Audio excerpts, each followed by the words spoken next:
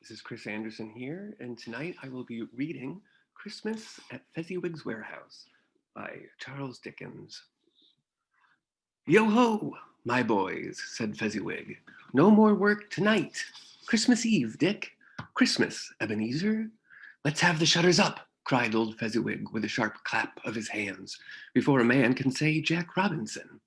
Hi ho, cried old Fezziwig, skipping down from the high desk with a wonderful agility.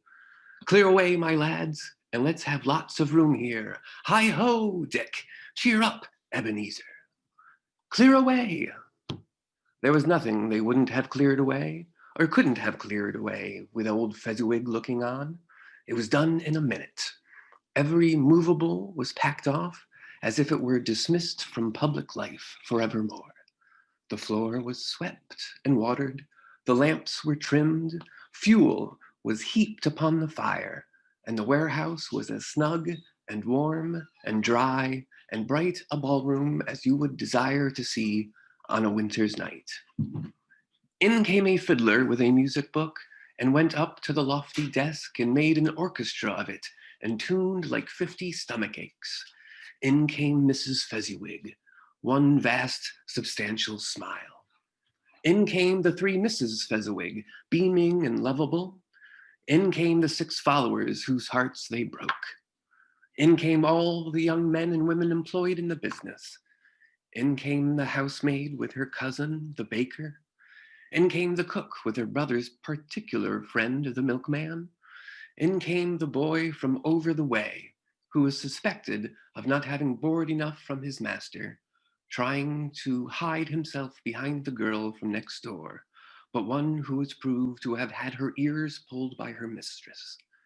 In they all came, anyhow and everyhow. Away they all went, 20 couple at once, hand half round and back again the other way, down the middle and up again, round and round in various stages of affectionate grouping. Old top couple always turning up in the wrong place.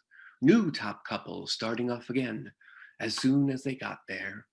All top couples at last, and not a bottom one to help them. When this result was brought about, the fiddler struck up Sir Roger de Coverley. Then old Fezziwig stood out to dance with Mrs. Fezziwig. Top couple too, with a good stiff piece of work cut out for them, 3 or 4 and 20 pair of partners, people who were not to be trifled with, people who would dance and had no notion of walking. But if they had been thrice as many, oh, 4 times as many, old Fezziwig would have been a match for them, and so would Mrs. Fezziwig. As to her, she was worthy to be his partner in every sense of the term. It's not that high praise. Tell me higher, and I'll use it. A positive light appeared to issue from Fezziwig's calves. They shone in every part of the dance like moons. You couldn't have predicted at any given time what would become of them next. And when old Fezziwig and Mrs. Fezziwig had gone all through the dance, advance and retire, both hands to your partner, bow and courtesy, corkscrew, thread the needle, and back again to your place, Fezziwig cut so deftly that he appeared to wink with his legs, and came upon his feet again with a stagger.